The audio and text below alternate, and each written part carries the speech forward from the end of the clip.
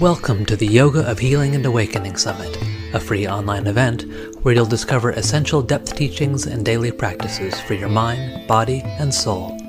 Share these visionary masters and esteemed practitioners with your friends and family, and join us on Facebook at the Shift Network. And now your host, Cyndi Lee. Welcome, everyone. We're so glad that you're joining us, and I'm super excited to introduce our special guest, who also happens to be my good buddy for a long time, Waylon Lewis. I've known Waylon Lewis since he was a baby, and he's still a baby. He's also the founder of Elephant Journal, the world's biggest mindfulness site, and an author of a Buddhist approach to love called Things I Would Like to Do With You. Thanks for being here with me today, Way. Welcome. Thank you, Cyndi. So I'm really glad that you agreed to do this interview because you've interviewed me many times, and I thought it would be fun to flip it. And I would like to start this interview in the way that you have often started interviews with me and with many people, which is I'd like to invite you to give us a little mindfulness meditation instruction to begin. A very short one, which we practice, which anyone can do. You don't have to be Buddhist, and you don't have to even like meditation because it's so short, is wherever you are, particularly if you're walking into a neurotic or charged or intimidating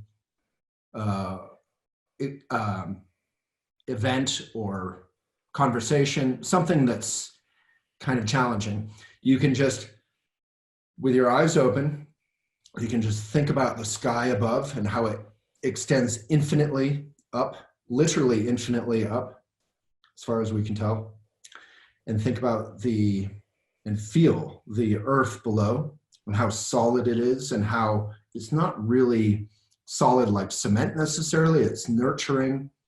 And then find your shoulders, maybe relax a little bit. Breathe into your lungs, feel your heart and how raw and unprotected it is, and feel your connection between heaven and earth in your heart and your shoulders. Take a good breath into all of it and give up because it's hopeless. And now you're good. Thank you. Thank you for reminding me of the connection to heaven and earth and how it's hopeless. Yeah. So is hope a bad thing?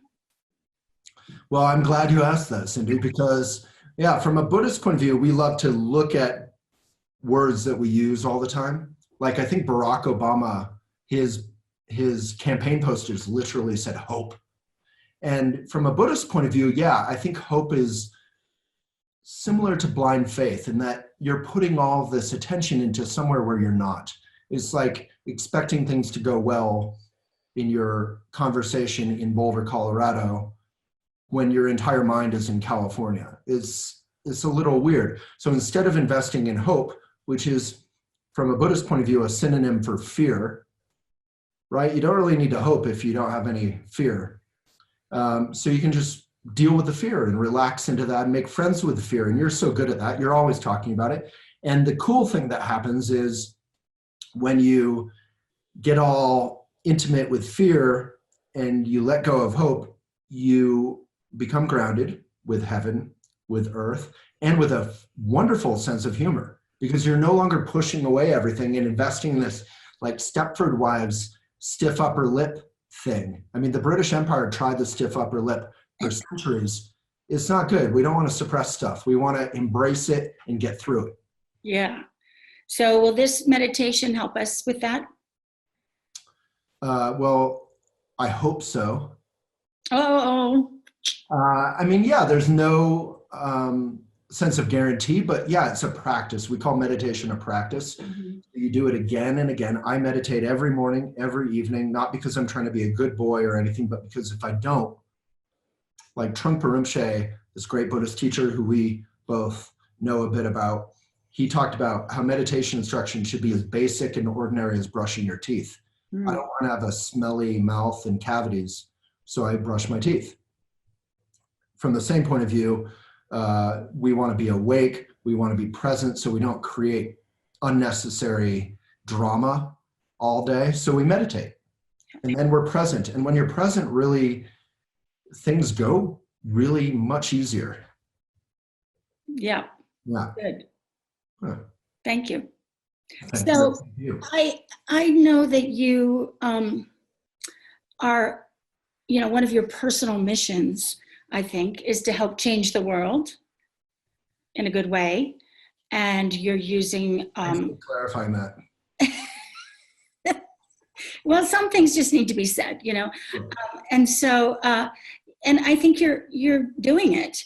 And so I want to ask you about your vision for yoga's potential to be of service to the world or to change the world in a good way. Yeah, well, I see that you tried to frame that in a positive, constructive way. And I would like to start out by embracing our fear. So yoga, I remember when I was a kid, like 25, I think this is maybe when I met you. Yeah. The first program I created at Shambhala Mountain Center, one of the top 10 retreats in the US, was with Cyndi Lee and Richard Freeman. And yoga, I was coming from this Buddhist point of view, and I often call us like the Republicans of spirituality, because we're very much like, that's hippy dippy, that's crazy, that's love and lighty. We're very much like, is it grounded? Is it real? And I was so delighted by yoga's effect on, it opened up my mind, it opened up my body. It changed my relationship with my own heart and my own diet and my own ability to breathe through challenging moments. And like 20 years later, you fast forward, and yoga has been, in my view, captured like a beautiful tiger. It's been captured in a cage, and that cage is Instagram. That cage is, and you know all about this, you had a super successful yoga studio. This cage is money. Like, how do yoga studios make money? How do yoga teachers make money? There was just a kind of an expose about this in the New York Times in terms of yoga studios pushing teacher trainings on people who don't even necessarily need them or want them, because they need to pay their rent. It's not because they're evil, it's because they need to pay their rent. So yoga, I feel like, has drifted very far from what I define as true yoga, which is a very dangerous and ridiculous thing to try to do. But it's important to say, well, yoga isn't aerobics, is it? Yoga isn't just asana, right? Right. So if yoga, obviously yoga has teachings about what yoga is, but on a very simple level, I view it as yoga has to have intention to be of benefit.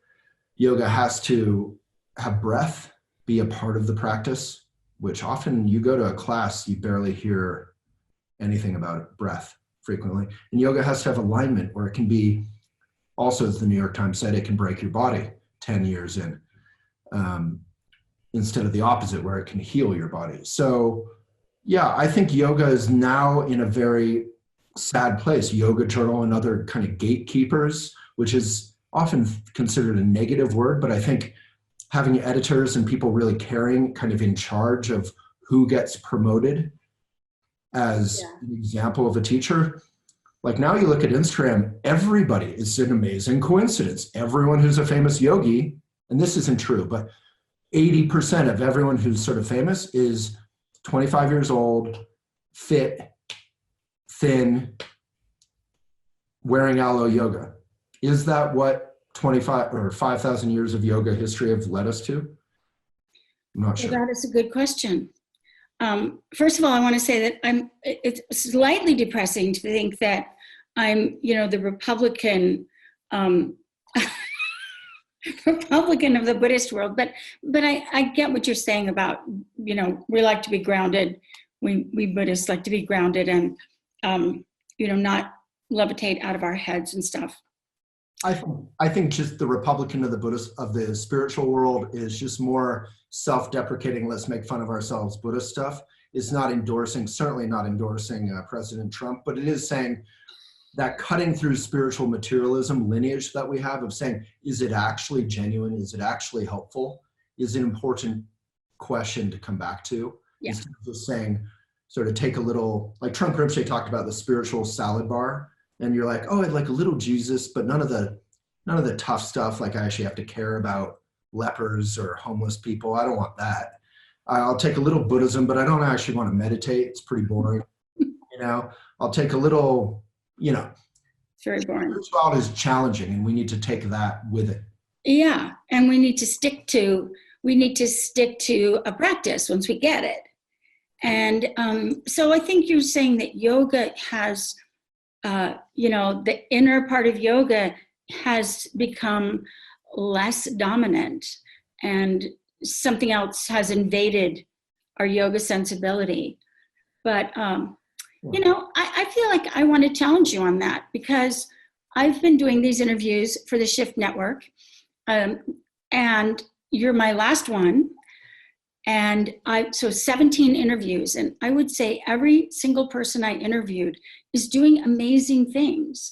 And they are also talking about, we don't want to see everybody be white, skinny, 25 in, sexy pants. So, there is a potential for that. And I think there are voices. Well, it's sort of like what you're saying is completely true, and I concede the point. But what I would say is that what is getting likes, what is getting attention in our marketplace of ideas right now is often what's popular. And that's why at my publication, Elephant Journal, we're judging things not based on popularity. I always say if popularity is the only measurement, it's going to be all sexy people and kittens being cute. Like that becomes the entire internet. I like that. I like the kittens. But it's like, I know a lot of influencers in the yoga space. I know a lot of them. And I literally have said various names, yourself, Patricia Walden, Richard Freeman, sometimes, others who we respect and love, Dharma Mitra, whoever, literally blank stares. Like, we are in this place of the best of times, and it's hard to realize how bad it is right now, because we still have wonderful teachers who are active, wonderful. But many of you are retiring or going to be retiring. Richard Freeman's teaching less and less.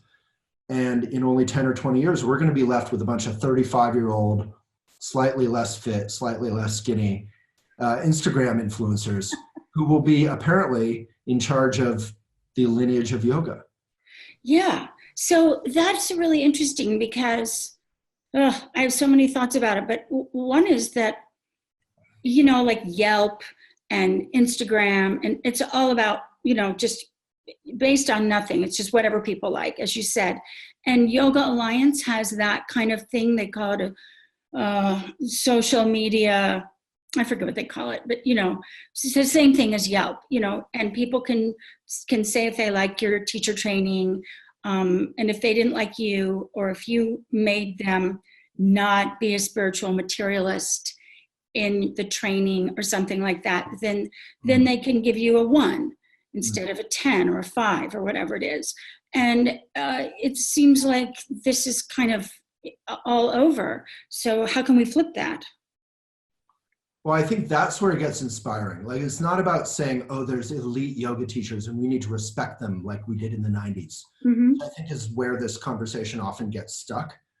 This isn't about saying this is genuine yoga, this isn't genuine yoga. It's about saying yoga is like a flower or a plant. It's a vulnerable thing. How do we take care of it so that it can be beneficial to you and to me and to the planet? Yoga, when I first ran into it with you and Richard and others, I was like, oh my God, this is the biggest gateway I've ever seen. Republicans, speaking of, do yoga.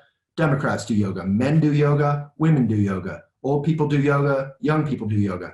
Yoga can be completely accessible in terms of class and race. It can transform society and let through people's relationship with themselves. And now I feel like yoga has, again, been kind of compartmentalized in a sort of sad way. It's more about performance and about wow, that pose is amazing. Like. If anyone's seen Black Mirror or even read the headlines about China this week, entire societies can be structured around popularity and likes. Mm-hmm. Black Mirror is sort of like a modern Twilight Zone. So we need to come back just to our practice. And I think anytime anyone practices at home with a video or by themselves or in a class with a teacher who may not be super popular, but who knows their stuff, and maybe they are popular and they know their stuff. Nothing's wrong with popularity, obviously. I think it's good. I don't think there's a fundamental problem. I just think where the attention is going is not helpful. It's like in agriculture, 95% of the attention is going to big ag, like monocrops, GMOs, all poisoning our food, which is Jane Goodall said is a weird idea, whoever had that idea. And then maybe 2% of agriculture is organic, let alone permaculture, regenerative, all of which are actually kind of natural and healthy and doable. So let's just shift our attention back to what is fundamentally good. Yeah, and I think that the goodness is still happening. Mm-hmm. And totally. I know there's people like me who I don't feel like being on Instagram all day. And I don't feel like being on my screen all day. And so I don't have, a huge following. And it's also about how you look and what you can do instead of who you are and how you're living in the world. But if, what is the gateway to sharing that other than media? Well, yeah, I mean, you're getting to where I get this issue. Yeah. When I talk about it is, Sean Korn, Cyndi Lee, these wonderful teachers, may be some of the greatest teachers in the world, not from a point of view, again, of like promotion or who's best, but from the point of view of integrity and offering the genuine lineage of yoga going forward another generation, because that's how everything works, one generation at a time. Right. That's how vulnerable any wisdom we've ever acquired as a human species is. But that vulnerability also is a positive thing. We can nurture it and take care of it, and it can become even more wonderful. Like just 50 years ago, women weren't allowed, or maybe 60 years ago, 70 years ago, women weren't allowed to even do yoga in India. Right. So there's been wonderful changes, obviously. Yeah. Yoga has taken over the whole world on some level. But what is yoga? We have to say the word yoga isn't yoga. Now, I mean, I come off as very judgmental, and I'm okay with that. But, a lot of the most popular yoga studios in town are doing, Beyonce yoga, or, dance yoga, or dating yoga, or chocolate and wine yoga, or what do you call it? Twerking yoga, is all of it. And, if it's about embracing who you are and celebrating your body and your mind and your breath and your life, awesome. But again, yoga needs to have intention to be of benefit, alignment, so it's not going to break you, and breath. Yeah. And, it's like Dharma. To me, it's, yoga Dharma. Yeah. And so that means it's a mouth to ear, transmission, a mouth to ear practice. And then I feel a little bit nervous saying that, because I have classes online and I like it when people take them.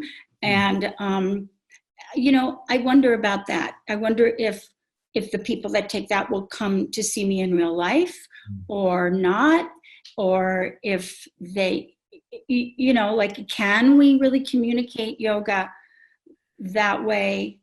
And for sure. And will people watch that, or because it's not so flashy? Well, yeah, I think, yes to the first part, which is, as long as we moderate comments and as long as we have some sort of editorial, like at Elephant, we try to nurture a honest and loving community. If you don't do that, it can be like one of these sites, 4chan or Reddit, where you can suddenly have the whole communities devoted to child porn or hate, Mm-hmm. So the online world can be beautiful. It's just communication. That's all it is. But it's two-dimensional communication, and I think in person is always nice. But we've all had awesome phone calls with someone we're falling in love with. The phone can be great.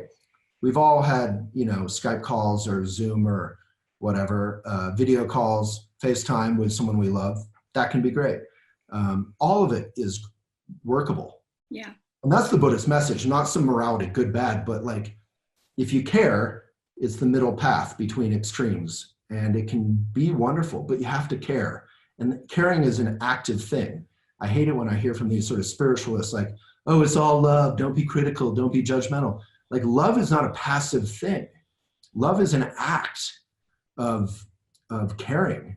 Like Martin Luther King Jr., to me, civil rights to me, feminism to me, this is love, because it's active, it's caring. Love is not sitting back and allowing things to just happen necessarily. Yeah. I was going to ask you about love. And also, it makes me think about Mahayana. Mm-hmm. And in yoga, there is a lot of movement towards service. And a lot of people talk about service. And a lot of people are going out into other communities, underserved communities in all kinds of ways and sharing yoga. And to me, that's like a Mahayana path. Mm-hmm. But I don't know if yoga, if there's a language in yoga for that, or an understanding in the same way that there is, in the Buddha Dharma. So maybe that's part of what could shift, Yeah, I think yoga or meditation or anything also is service or is of benefit just by doing it. Yeah. It'll transform who you are. And then you'll go around, instead of being a jerk, you'll go around being empathetic and actually caring. Yeah. And I think, we've had lots of debates in the yoga community about how we serve. Because if we just, kind of yuppie our way into some underserved community and do some stuff and get some Instagram selfies and then, walk out, that's not necessarily helpful. Right. But hopefully we've learned that. Right. Right. So do you think that, in Buddhism, except for you, people don't really use the L word. They don't really talk about love that much. So I'm kind of interested in why that has been a real focus of yours for, I think, a few years now, at least. Yeah.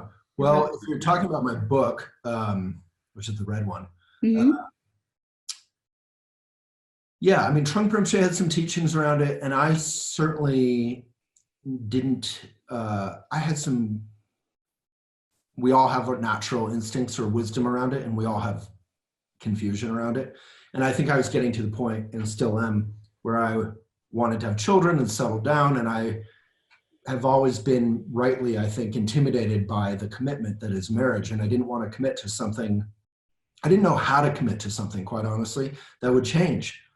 Like, how do you commit to something that, like, it sounds good now, sounds good when you're in love, but then 10 years in, you're one of those couples at Bennigan's or Olive Garden, not even looking at each other or talking. Like talking heads. You're like, how did I get here? Who are you anyway? So and I have no problem with change. I mean, we all have a problem with change, but I understand change is part of life. But I just didn't know what do you trust in? What doesn't change within that? Like, what are you committing to?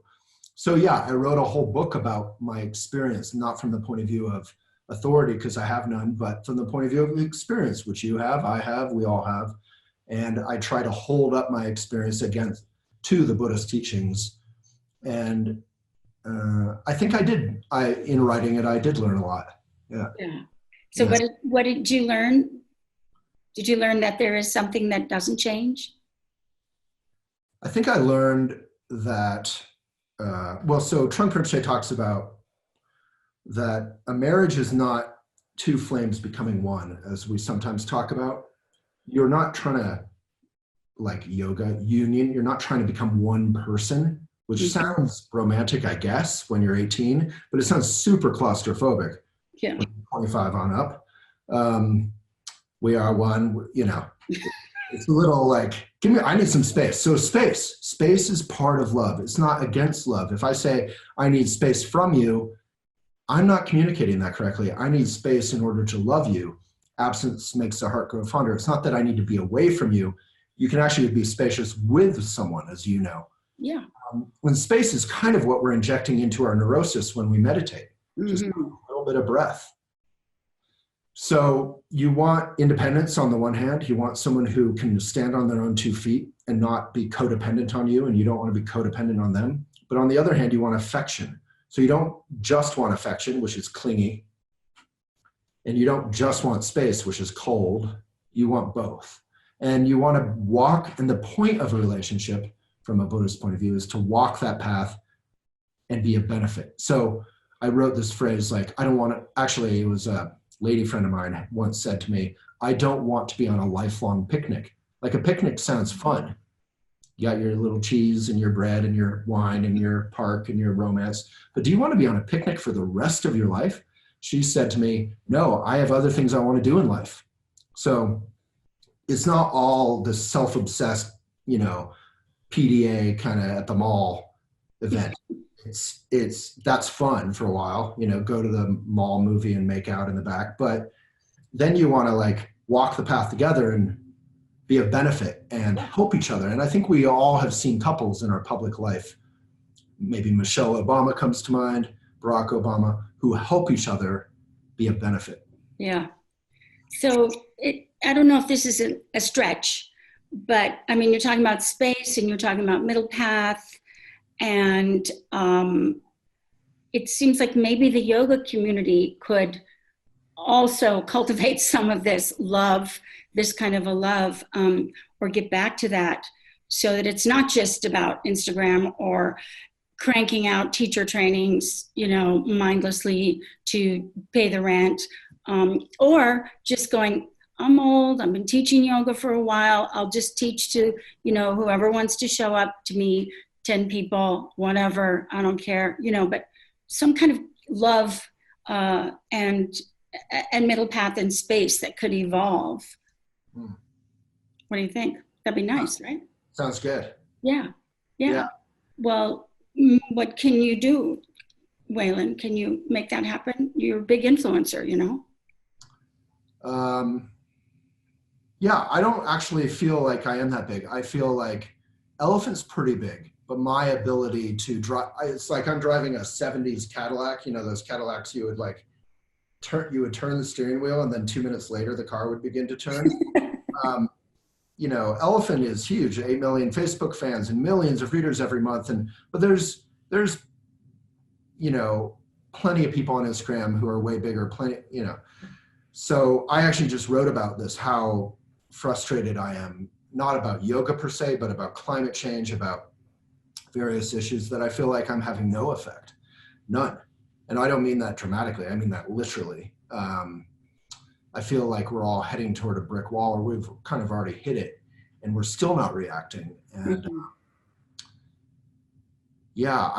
I just to be frank, I feel like we are going to, our present actions, like right now we are living the results of the 1980s in terms of carbon emissions. So what we're doing this year, which is far beyond the 80s, will be felt in the 50s. So, we're going to cause untold suffering to millions and billions of people, 99% of whom will be poor because they won't be able to get away from whatever's happening, increased monsoons or, flooding or smokiness. Like last summer in Boulder, Colorado, which is the happiest city in the US, we had almost a month of smoke to the point from wildfires in Seattle and California and Colorado. You weren't even supposed to go outside. Wow. So this isn't a segue or a distraction from the yoga conversation. This is it. Like we are the people we've been waiting for. If not us, who? Like when I see yoga people not caring about our environment, we're all where we're at. So no judgment from that point of view, but man, we have to up level. This is a video game that we're going to die playing this video game very quickly, and we won't be able to put in another quarter to talk about really old-fashioned video games. We need to we have one life to do this. Yeah. Yeah. And, it says that in the Yoga Sutra, actually, what you were talking about. There's a sutra that basically says today you are creating your future suffering. Right. Yeah. And our future joy. Right. I mean, it's anything negative that I just said could be flipped, and we could be creating a living Eden where we are biking around on our bike paths and, we're living in harmony with nature and with animals. But right now anyway, this is why people don't want me on their video shows, because then I'm going to start talking about factory farming. We are so willfully blind to the suffering we are causing every day. Yeah. And I'm saying that includes me. Yeah, that's what I wanted to ask you about. I think that's part of the answer, is that we have to start saying we and not them and other. Yeah. Exactly. It's always their fault. Both sides of the political spectrum can't get anything done. It's like if you woke up and your right arm was wrestling with your left arm all day, it'd be hard to get through the day. Yeah. So awkward. And it gets kind of back to what we were talking about at the beginning, hope and fear, not getting stuck in either one. Yeah, that's a great point, Cyndi, because the important thing, as Yvon Chouinard, the founder of Patagonia, said, you don't get stuck in depression. You have to first look at the facts and acknowledge them. So he has this great quote. He says, we may all be totally effed, but I'm still going to wake up tomorrow morning and work as hard as I can for, to help things work out. Yeah. I don't remember the exact quote, but that combination of not avoiding the truth if it's scary and not get nihilism or getting stuck in very understandable depression around what's going wrong doesn't help. Right.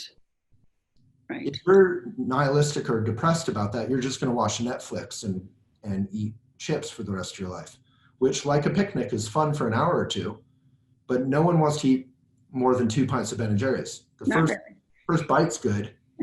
Second pint for some of us can be good, but no one wants to eat that all the time.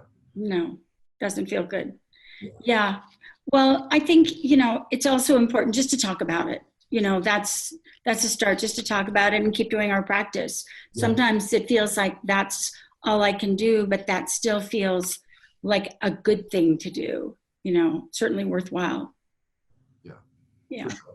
And, mindfulness, we call it Elephant Journal. It's about the mindful life. Mindfulness it's such a boring word for such a fun thing. Mindfulness is remembering to turn off the light switch, because you connect the light switch in your mind with the coal plant right over there, which causes asthma and pollution and climate change. So it's actually fun to turn off the light. Your life becomes responsible and aware and conscious. And as we all know, if we're parents or lovers or whatever we are, it's so much more fun to be present and loving than it is to be not present and sort of self-obsessed. Yeah. Well, that's what Mr. Iyengar said too. He said at one point when he was old, he said, I've spent the last 75 years exploring what happens to my sternum when I press my big toe down. So what happens if I turn off the light? What happens if I don't? What are the results of my actions? And that can be part of a marriage too. If you get on that program together, it can be fun. Yeah. I'm just encouraging you. No, well, I'm in a relationship now, and we have all those little things about, I have the weirdest environmental rules all over my house, and they're not rules to me. I just do them out of joy. But for someone walking into that, it's like a minefield of environmental disasters waiting to happen. So yeah, and she's great. She's an environmentalist too, so it's pretty easy, but it's still pretty crazy. Yeah, but she likes you anyway. She does. Yeah, so far. Yeah, good. Don't worry. Good. Well, I like you too. Oh, I like you. Yeah. Well, I think that we're going to kind of wrap it up. Yeah. And is there anything else you want to say? Any last words you want to share? I think I'll just, restate that Buddhist quote, which I kind of just referred to, which is, if you want to be happy, think first of others. If you want to be unhappy, think only of yourself. So it's good to think about first of others. You should think about yourself too. but you don't want to only think of yourself. So this whole message, which can feel very bracing, I would imagine, compared to other yoga personalities, is one of joy fundamentally. Service is the ultimate smile, Trungpa Rinpoche said. I like that. That's a good reminder. I like you. Thank you, Cyndi. Thanks, Way. Yeah. See ya. See you. Thank you for joining the Yoga of Healing and Awakening Summit, brought to you by the Shift Network. To learn more, visit yogaofhealingsummit.com. To learn more about our global programs and events, visit theshiftnetwork.com. Thank you again for joining us and for sharing this powerful journey of yoga as a divine life path.